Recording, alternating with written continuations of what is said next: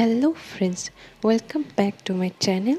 আজকে আমি বানিয়ে দেখাবো গুড়ের পিঠে। খুব সহজভাবে এই গুড়ের পিঠে চটপট বাড়িতে বানিয়ে নেওয়া যায়। এই পিঠে আমরা ছোট বড় সকলে কিন্তু খেতে খুব ভালোবাসি। চলুন তাহলে আজকে আমাদের এই সহজ রেসিপিটি দেখে নিই। গুড়ের পিঠে বানানোর জন্য সবার প্রথমে আমি এখানে একটা পাত্রের মধ্যে দিয়ে দেব 2 কাপের মতো আটা আর হাফ কাপের মতো ময়দা। এর মধ্যে আমি দিয়ে দিচ্ছি 2 কাপের মতো লিকুইড গুড়।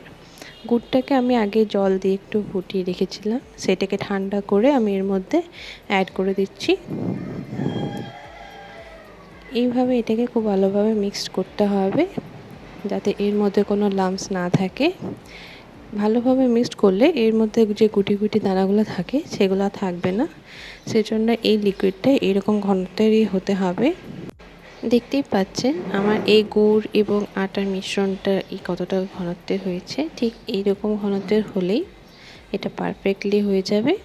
এখন আমি একটা পাত্রে তেল গরম করে তার মধ্যে আমি এগুলোকে এক এক করে ছেঁকে নেব।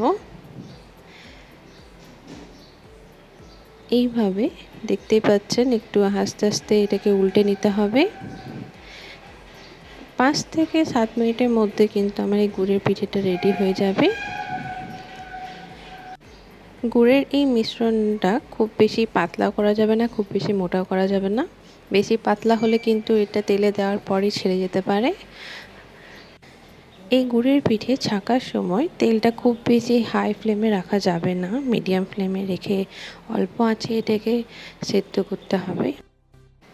এইভাবে উল্টে পাল্টে পিঠেটাকে ভালোভাবে ছেঁকে নিতে হবে, তাহলে এটা পুরোপুরি ভেতর থেকে সেদ্ধ হয়ে যাবে।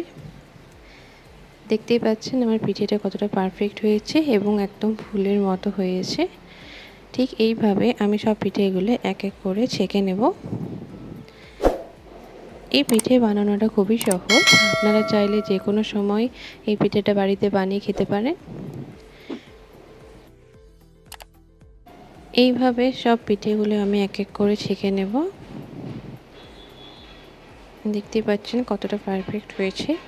আমার সব পিঠেগুলো ছাঁকা হয়ে গিয়েছে, দেখেই বোঝা যাচ্ছে যে পিঠেগুলো খুব পারফেক্ট হয়েছে। আমি যেভাবে করেছি আপনারাও ঠিক একইভাবে করুন, দেখবেন আপনাদের পিঠেগুলো পারফেক্ট হবে। আমার এই রেসিপিটি আপনাদের ভালো লেগে থাকলে অবশ্যই লাইক, কমেন্ট, সাবস্ক্রাইব করতে ভুলবেন না। ভিডিওটি পুরোটি দেখার জন্য অসংখ্য ধন্যবাদ।